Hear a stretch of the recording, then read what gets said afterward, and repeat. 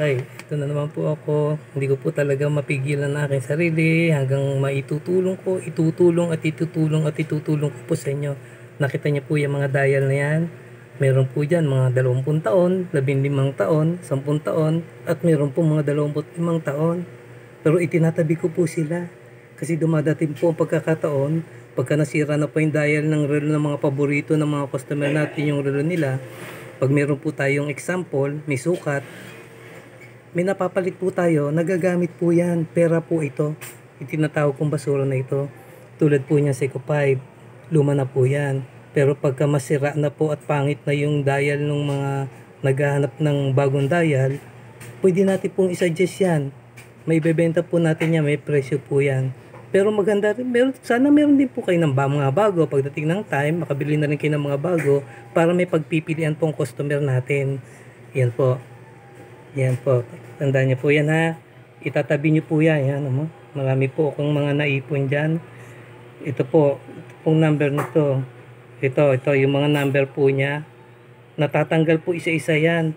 Kaya pagka meron po sa mga customer natin na wala po yung isang ganito nila o dalawa o tatlo, pwede nating ibenta po yan sa kanila. May presyo po yan. Itatabi po natin. Ito naman po, mga bagong spring bar. Yan po, bumili din kayo po niyan in time. Pagka nakaipon na po kayo kasi mas maganda po ang presyo niyan talaga at meron tayong customer na gusto nila yung bago. So papipiliin po natin siya katulad po nito. Second hand lang po yan. Yan po yun naman ang galing sa mga nabibili ko dyan. Tapos yung mga, minsan napupulot ko nga po pero kinukuha ko siya. Minsan po yung mga nahihingi natin sa mga kamag-anak natin, tinatabi ko po siya. Mahal na mahal ko po sila. Yan po. Kaya ito po isa-sample ko sa inyo. Yung sabi ko sa inyo paano paglilinis ng spring bar.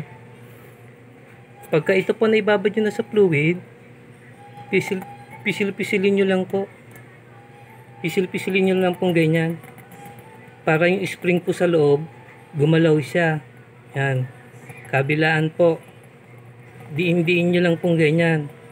Hanggang sa maramdaman nyo tumatalbog na yung spring sa loob. Ayan o, nalabas po yung mga kalawang sa loob. Nagagamit na po yan. Ito po. Yan, natin nyo. Yan, ganyan po paglilinis niyan. Pisil-pisil lang po. Ayan, lalabas po yung mga kalawang sa loob. Lalambot po yung spring niya. Kaya mapagkakaperahan na natin. Itabi niya lang po yan ha. At saka po ito, bumili po ako ng isang set ng karayom. Magagamit ko po siya, pinuputol ko lang po. Pagbabawas ng mga bracelet, pagka meron po magpapabawas dyan, nagagamit ko po siya.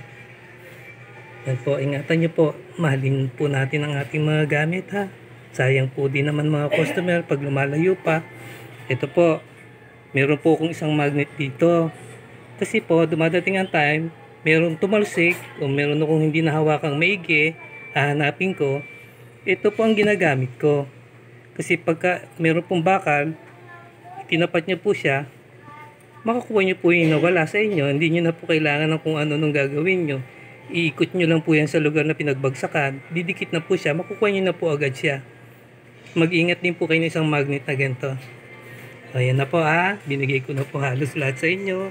Mag-start na po kayo ng negosyo, yung sarili nyong negosyo. Salamat po.